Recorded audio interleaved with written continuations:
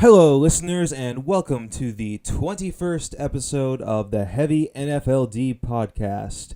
I am your host, the ambassador of fucking aggression, Akhenaten. And on this episode, we're going to look at some of the newest music that has come out of Newfoundland and Labrador within the last year. A bunch of brand new metal, a bunch of brand new punk for you to listen to, as well as a very special segment on this episode.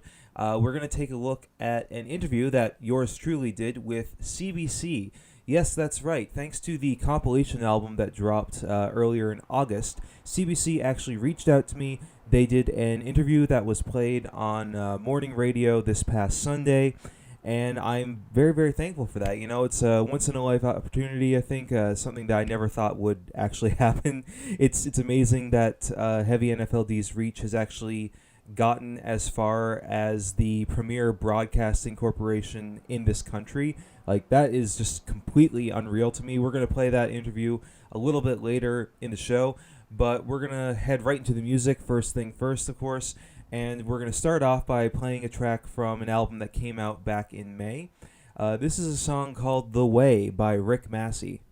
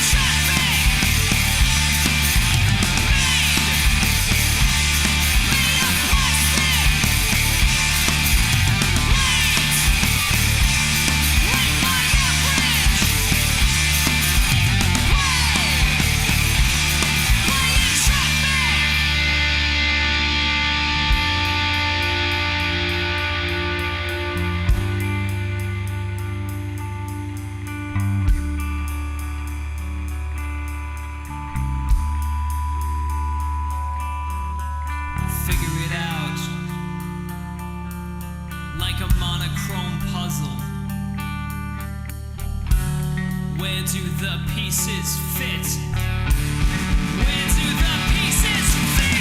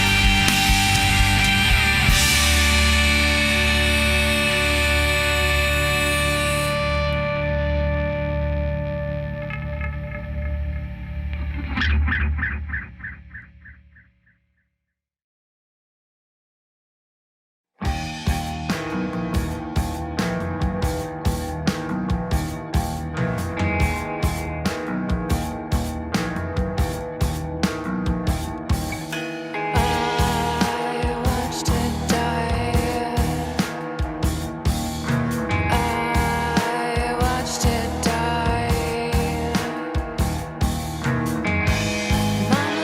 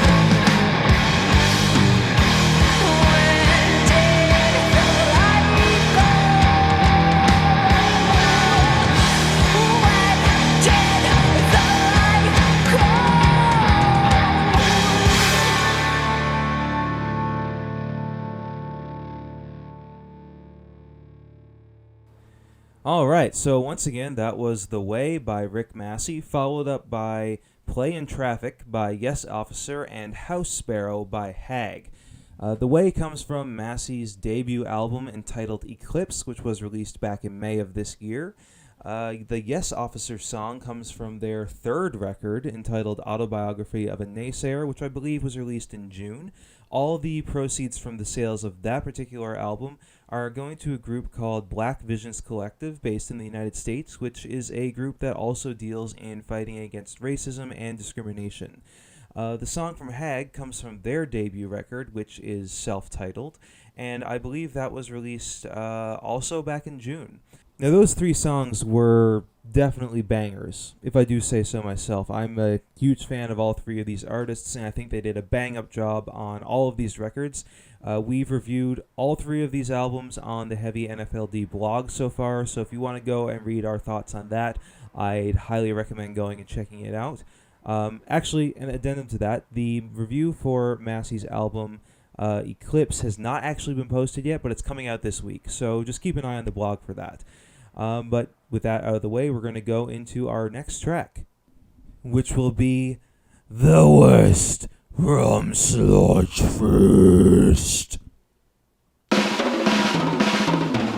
Every time I think of fucking fights, it makes me feel like murder. And the worst thing about bits like you never get what you deserve. I'd love to hold you underwater till the bubbles stop. And watch your skull leave my heel and watch your rainbow fly. You bring out the worst in me.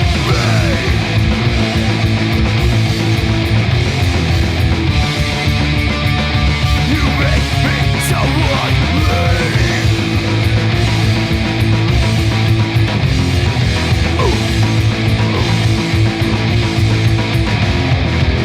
Every time I say that stupid crap, makes me wanna smash your teeth in. Wrap my hands around your throat, squeeze till you quit breathing. I wanna bound you to a chair, soaked in gasoline. Light a match and run like hell till I can't hear you scream. You bring out the worst in me.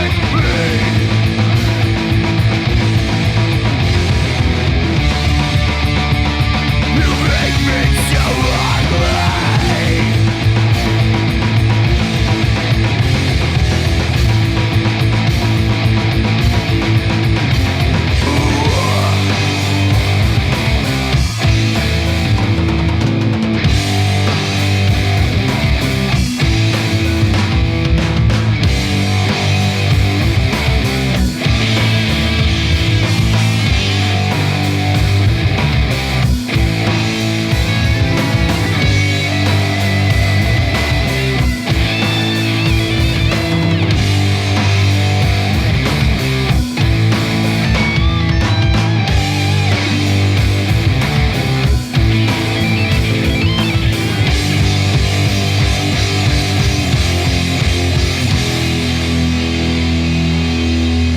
I wanna watch you dig your own fucking grave.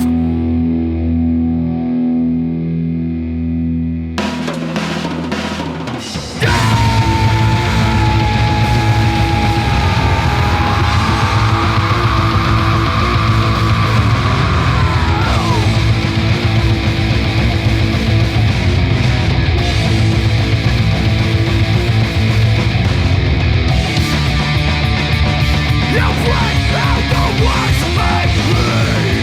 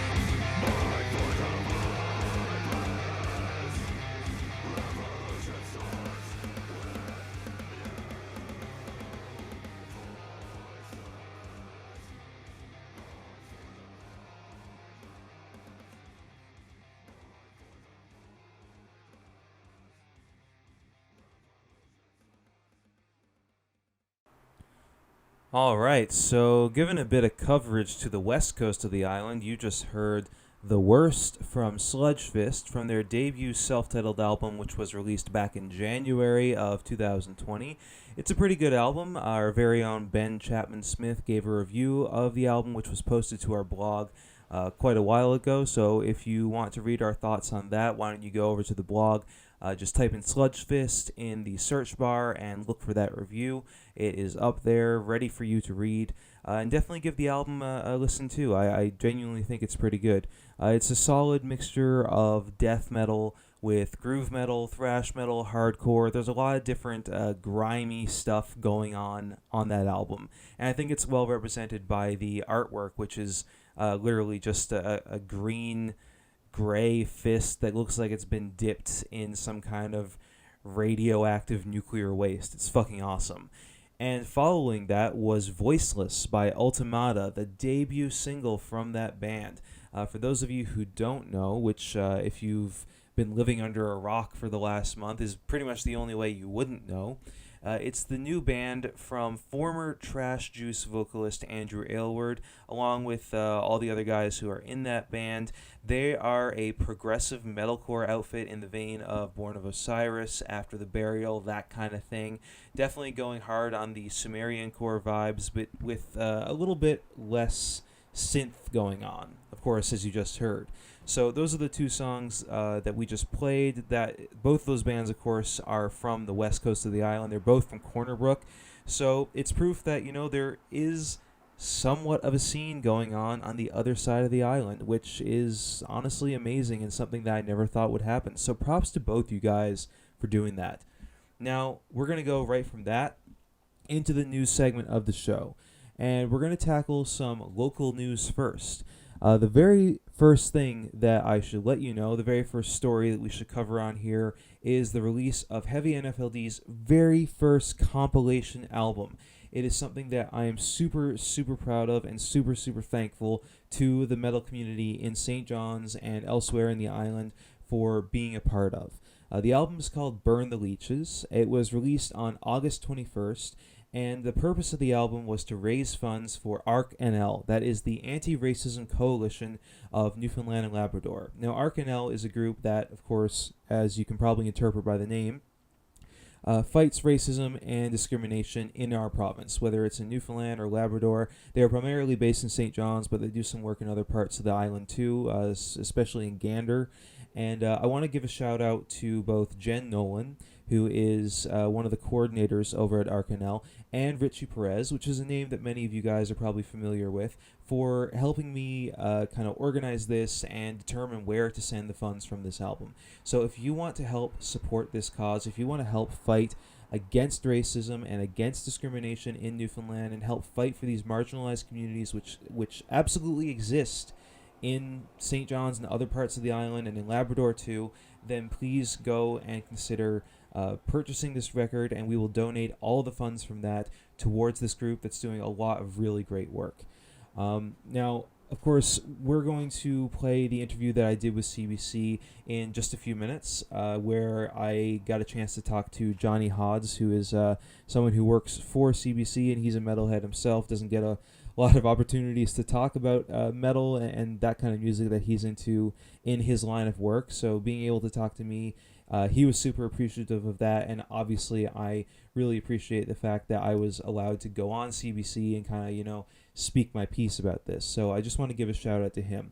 But I do give a bit more information on the background of the title for the record and the album art and other things that inspired it in that interview. So I'm going to leave it until then to disclose that information. The other biggest story, of course, when it comes to local news is something that is incredibly fucking heartbreaking for me to have to report, and of course everyone probably already knows what the story is. That is the closure of Treble Lounge, which shut down back in July of this year. Now, normally any bar closing in the city, especially one that caters to alternative music, whether it be metal, punk, goth, you name it, what have you, would be a sad thing. But this one hits particularly hard, not only because Treble Lounge was such a really open and inviting space, and you really felt like you were accepted there no matter who you were, no matter what you identified as. Like, it was just such a great place to go, and I have so many positive experiences spending my time there. Even though I live in Montreal now, every time I would come home to Newfoundland, I always try to come home in the summer. I always try to come home around Christmas time. I would always make a point to go to Treble and hang out and go to a few shows down on the deck. But the real reason why this hits even harder is because this essentially signals the end of the deck. It's the end of an era. Back in summer of 2019, Distortion closed its doors following a string of just bad financial decisions, I guess, being made by the management there. And then earlier this year, at the beginning of the COVID-19 pandemic, we lost CBTG's, which of course was also a great bar. Now, not everyone is super appreciative of CBTG's. It's a bar that has a bit of a reputation in some negative lights, and not everyone was sad to see that place go. But at the end of the day, it was another bar that did cater to alternative music, whether that be punk, whether that be metal, whether it be goth, whether it be what have you. There are a lot of great people that I spent a lot of time with at that bar, and I sincerely will miss it. And then you have Treble Lounge, which closed down in July. Now, those three bars all together, that's what the deck really was. It was three bars that catered to this kind of alternative scene that had a very tightly woven community that was centered around it. And the fact that all three of those bars are gone now is super fucking sad. It's depressing. It's heartbreaking. And, I've seen people say they're wondering, will the scene even carry on? And I can't blame anyone for thinking that, because it's a pretty fucking significant blow. And COVID-19 bears most of the blame for that. But I do have to say that I think the scene will persevere, because it always have. Every person who I've talked to who's been involved in the scene in St. John's for years and years and years, a lot of the old guard, always says that there's moments where the scene is super, super strong, and then it goes away. It kind of goes to nothing, but then it always comes back. So, we still have a few venues left. We still have Bar None. We still have the Rock House. We still have the Ship and the Black Sheep. And yeah, they might not be as specifically catering to these styles of music as the deck was, but while we have them, we have to make sure we hold on to them. Okay, that's really the message that I want to drive home with that. So if you get the opportunity to go to these bars, look, don't do it if you don't feel safe. Like, don't go out there and put the lives of other people at risk just because you want to go out and have a good time. I know Newfoundland's doing pretty good in terms of COVID-19 cases, but we want to try and get rid of this thing altogether all across the country, right?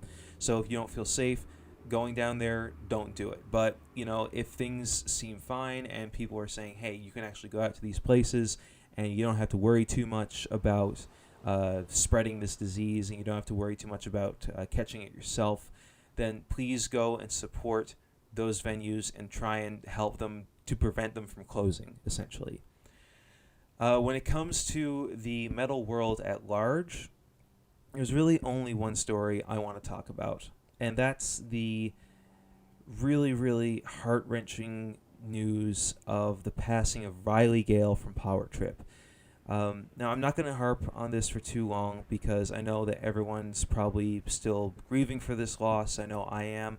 But I just wanted to say that Power Trip was a super influential band to me. They really meant a lot to me personally. They were the first band I ever crowd surfed to. I've seen them twice, once at Heavy Montreal in 2018, and again back in November of 2019 when they played here with High on Fire. In both shows, it was just incredible experiences. So much energy radiates from that band. And he went from this world. He was snuffed out way too early.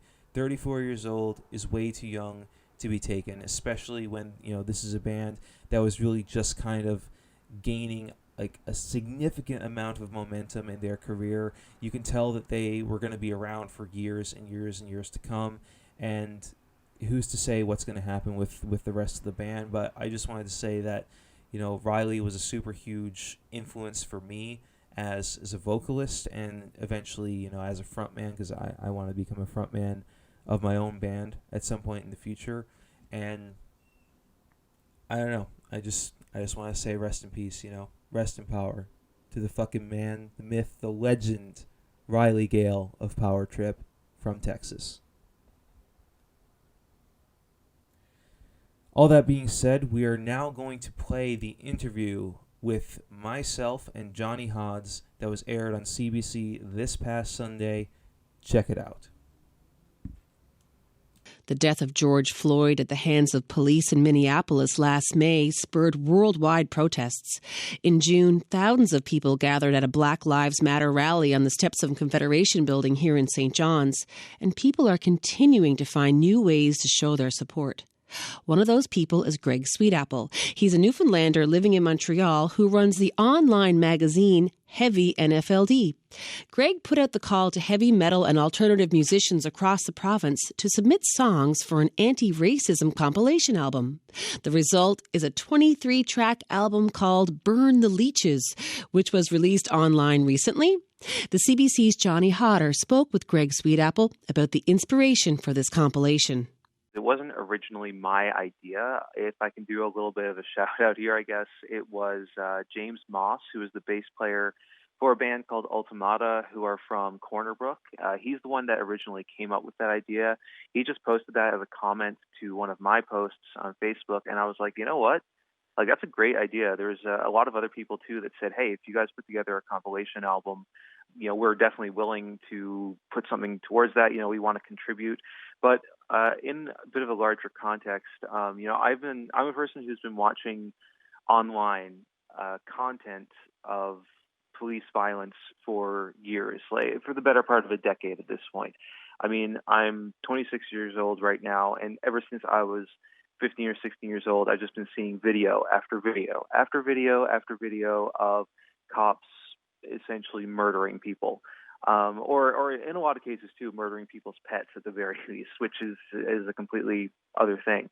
But this is an issue that I've been aware of both in the United States as well as Canada for years and years.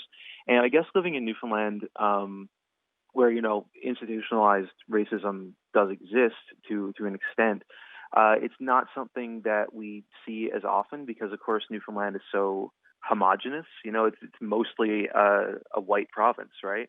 And I grew up in a town called Glovertown, out in Central in the Gander-Gambo area, and I literally knew about two people of color the entire time that I was growing up.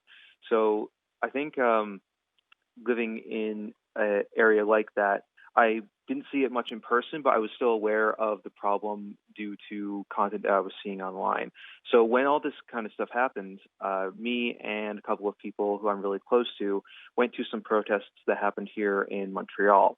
And those protests got really violent really fast, specifically on the part of the police. Like, they started attacking people, they started tear gassing people, beating people, firing rubber bullets and shooting the tear gas canisters. It was a pretty brutal thing to witness, and one of my close friends was actually almost killed in one of those protests. So it's just an issue that I've been aware of for really long, and I thought, hey, if this is going to continue happening, I've been seeing it for so long that this is time now for me to actually use my platform for good and to actually go out there and try and do something to fight back against this. Well, getting back to the album, one of the first things that jumped out, obviously, is the imagery on the album cover and the title, Burn the Leeches. It's a very vivid image, and I know it does have that sort of metal vibe to it, right? You could hear a band being named that. You could see a metal song being named that. And it's, that combined with the imagery on the cover, it catches your attention. And so I was just kind of curious about where the motivation and the inspiration for that specific name came from. Right. So a lot of issues with police violence do come down to class, and there are obviously other issues that are tied into that, whether it be race or gender or sexuality, other things like that aren't related to class, but a lot of it is tied into it. And when you think of class, like in terms of the rich versus the poor, a lot of times people who are a lot more well-off will refer to people who are poor or who are living on welfare or living on unemployment as leeches. That's a very common term that's used in a derogatory way against people who are in that kind of situation. So when I looked at it, I was like, okay, well, let's take that term and kind of flip it on its head. Because when you really think about it, when you think about the rhetoric that's going around right now in terms of defund the police, and what people are asking for there with taking all this money away from the police that they're using to further militarize themselves, and instead putting that money into social programs that will tackle these issues of disparity in our community in a much more economical and meaningful way that will actually have results. It's kind of just taking that term of the leech and applying that to the police instead. You know, they're kind of being seen as the police are the real leeches in society, and that's kind of the point that I wanted to make about this. And it's funny because it is a really incendiary title, politically speaking. And I actually had a few artists who were slated to be on the record drop out because of that. Despite the few bands who weren't really comfortable moving forward once the album title was announced, you did manage to pull together 23 local bands to make this happen and appear on the album. Can you tell me about some of them? Yeah, for sure. Well, if you don't mind a little bit of shameless self-promotion, a couple of my own projects are on there. My band Mistwalker has a song. It's a newly recorded song that I just did for this compilation specifically. It's brand new, completely unreleased. But then there's a lot of other artists who are, I guess they've been around the scene for a lot longer than me. For example, Winterhearth is on there. They're a blackened death metal band. They have a song called Cultural Genocide, which is essentially about the extinction of the Beothuk people. And I thought that since, we're talking about racism and violence that's instituted by the state and stuff like that, that's a really poignant topic to discuss. So I thought that song was, a good fit for that. Then we have Sons of an Eastern Moon. They've been active now for a couple of years, I think.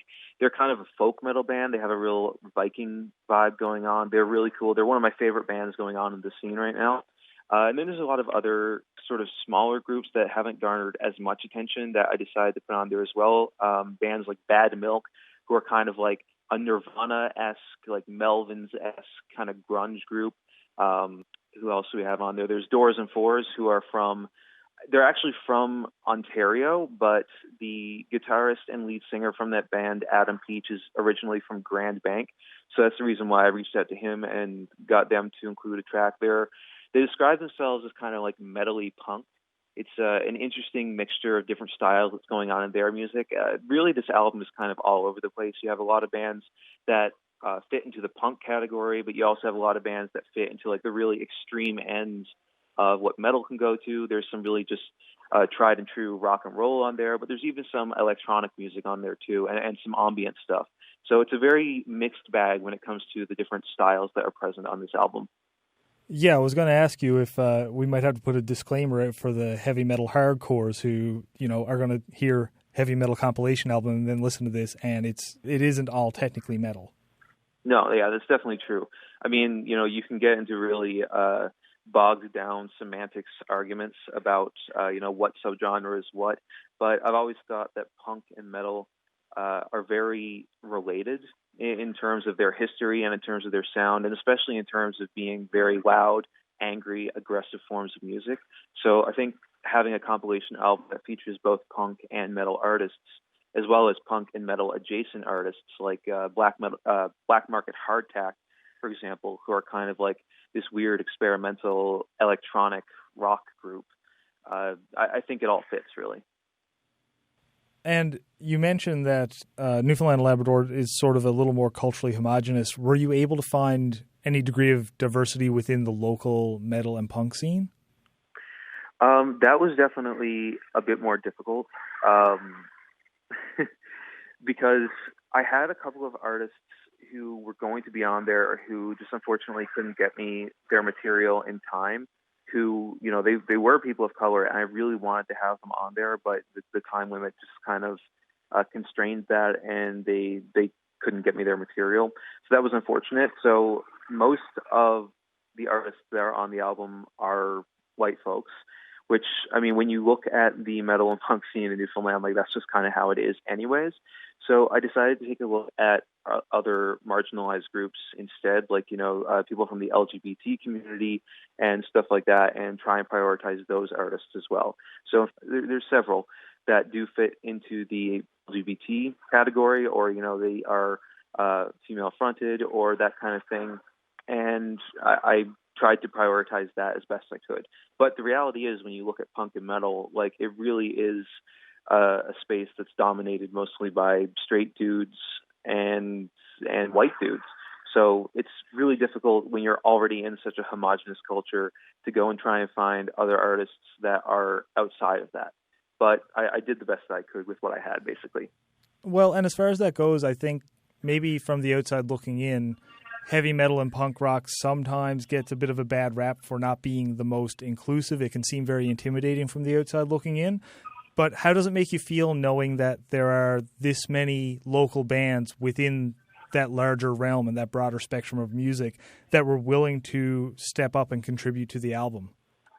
Oh, well, that makes me feel great, honestly. Like, knowing that Newfoundland, which, it sucks because I often tell people in Montreal or people outside of from outside of Newfoundland that I know that Newfoundland is definitely one of the most racist provinces in the country. And I know Newfoundlanders love to have this picture of themselves as being like, oh, we're so welcoming and we're so inclusive to people who come here from outside, but that's really not the case. Like, I grew up out around the Bay. I've seen with my own eyes people being horribly racist to people who aren't white or aren't from Newfoundland. So seeing that there are that many people in the alternative spaces in St. John's who are willing to be part of this compilation, going towards a good cause that is ultimately fighting against that's fighting against the racism in our province, fighting against the discrimination in our province, that makes me feel really good. It makes me feel a lot better about being part of that scene. One of the things that we haven't talked about yet, this is a heavy metal compilation, or a heavy metal and punk and hard rock compilation album, and it is in support of the Anti-Racism Coalition of Newfoundland and Labrador. So how did you team up with them? Well, basically, when I first came up with the idea for the compilation album, I just kind of searched around to see if there were any groups in Newfoundland that tackled this sort of issue specifically, and I looked into them. I spoke to Jen Nolan, who is one of the head members of that organization, and we talked for a little over an hour, just constantly about the kind of work that they do in Newfoundland, of doing work with trying to educate people within the community on how to fight back against racism when they see it happening. And I thought that was something that was really important. And they even have decided to step up outside of St. John's. They've got people now who are working in Gander to try and fight against stuff like this happening there and in other places outside of the provincial capital, which I think is really important too, because honestly I think that it gets worse when you get outside of St. John's. But yeah, so I talked to Jen, and she ultimately said, hey, look, we're not the only ones that are doing this kind of thing. I think you should get in contact with Richie Perez, who is a member of the local music scene. He's a really, really talented photographer, and he's also done a lot of work in terms of fighting for the rights of migrant workers, especially Filipino migrant workers who have come to Newfoundland and have essentially had a really, really bad time in terms of getting work here or being discriminated against by the government, actually. But I talked to him, and he ultimately said, hey, look, the Anti-Racism Coalition of Newfoundland and Labrador, they are a great organization, and I think if you want to put funds from that album there, that's a very worthwhile cause. So I took his advice and went back to Jen and said, hey, we're ready to go with this thing. Excellent, man. Thank you very much for your time. I really appreciate it. Well, hey, thank you for having me on, and thanks for allowing me to spread the word about this compilation album, as well as for the heavy NFLD brand. Of course, I'm sure there's a lot of artists in the underground music scenes in St. John's that are going to be very thankful that this brand is kind of getting out there and becoming bigger, and the fact that you guys reached out to me is really proof of that. So thanks again. That's Greg Sweetapple, the founder and head writer of Heavy NFLD. You can find the Burn the Leeches compilation album on the Heavy NFLD website or at bandcamp.com.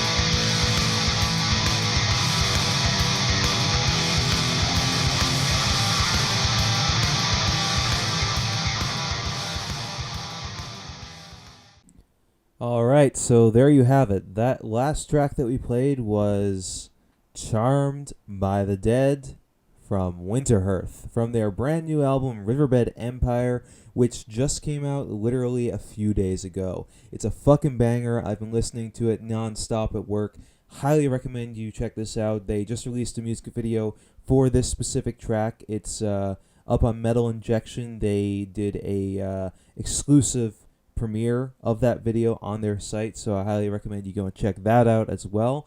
And also before that, again, we were listening to that interview that I did with Johnny Hodder over at CBC that was played on their morning radio podcast. If you want to check out the full episode, go and check that out on the CBC website. And that's it. That's all we have for this episode. So once again, I want to say thank you for tuning in. Thanks for listening.